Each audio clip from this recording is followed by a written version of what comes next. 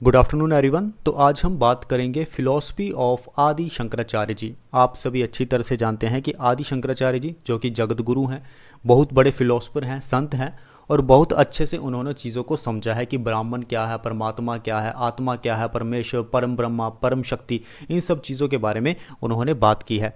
आदि शंकराचार्य जी की basic detail की अगर हम बात करें तो उनका जन्म कोची केरला में हुआ था। 11 मई 788 एडी में उनका जन्म हुआ था और भगवान शिव के बहुत बड़े भक्त थे और मात्र 33 साल की उम्र में उन्होंने समाधि ले ली थी।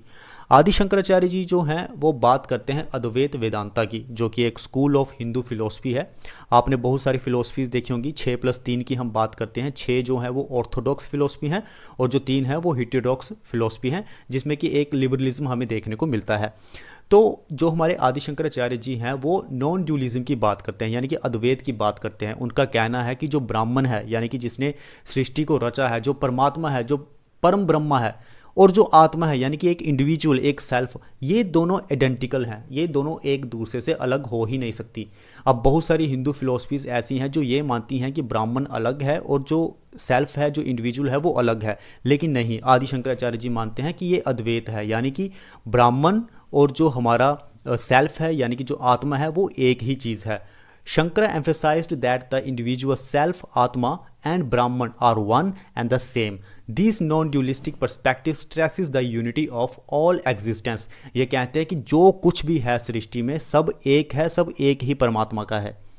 उसके बाद हम बात करते हैं माया इल्यूजन की, यानी कि आदि शंकराचार्य जी बात करते हैं माया की। वो कहते हैं कि जो ज़िंदगी हम जी रहे हैं, जो मैटीरियलिस्टिक वर्ल्ड में हम हैं, जिसे हम भौतिकवाद ज़िंदगी कहते हैं, वो कहते हैं कि ये एक इल्यूजन है, ये एक भ्रम है, अज्ञानता है जिसे हम जी रहे हैं। माया ने हमारे ऊपर इस तरह से पर्दा डाला हुआ है कि हम अपने आप को पहचान ही नहीं पा रहे हैं कि हम हैं कौन और हमें किस तरह से अपने आप को ब्राह्मण में इंटीग्रेट करना है।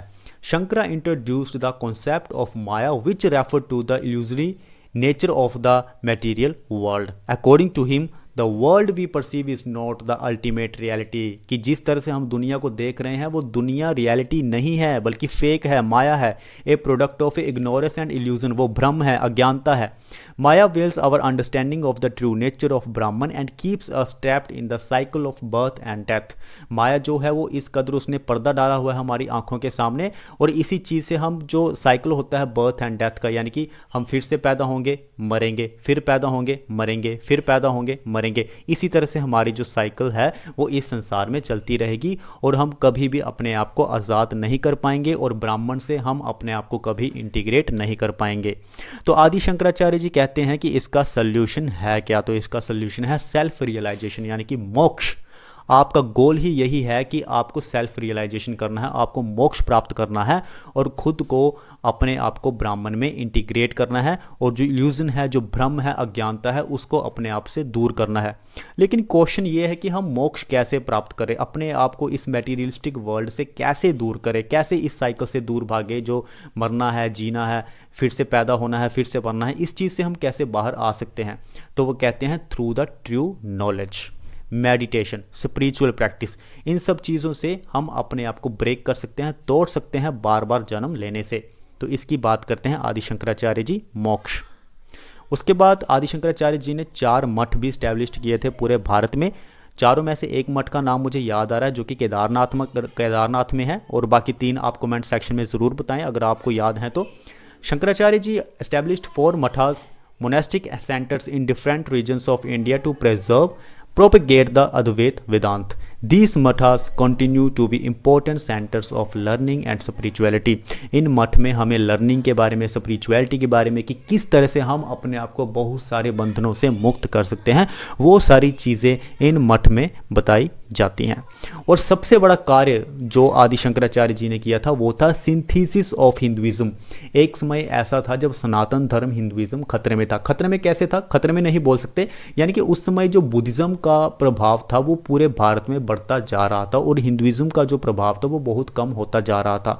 तो हमारे जो आदि शंकराचार्य जी हैं वो बुद्धिज़्म की फ़िलोसफी को बिल्कुल नहीं मानते। उन्होंने बुद्धिज़्म की फ़िलोसफी को रिजेक्ट कर दिया और उन्होंने क्या किया कि बहुत सारे जैसे भगवत गीता हो गए, वेद हो गए, पुराण हो गए, इन सब चीज़ों को उन्होंने सिंथेसाइज किया और उन्होंने कहा कि यही अब जो मैं दे रहा हूँ ये ट्रू नॉलेज है। यानी कि हर एक चीज़ से उन्होंने कुछ ना कुछ निकाला और उन सब चीज़ों को इकट्ठा करके कंपाइल कर दिया। Shankara is also known for his efforts to synthesise various sects and traditions within Hinduism. तो यही थी आदि शंकराचार्य जी की कहानी। वैसे तो उन्होंने बहुत बड़े बड़े काम किए हैं, लेकिन इस छोटी सी वीडियो में हम इतना ही बता पाएंगे उनके बारे में। मिलते हैं नेक्स्ट वीडियो में। Thank you.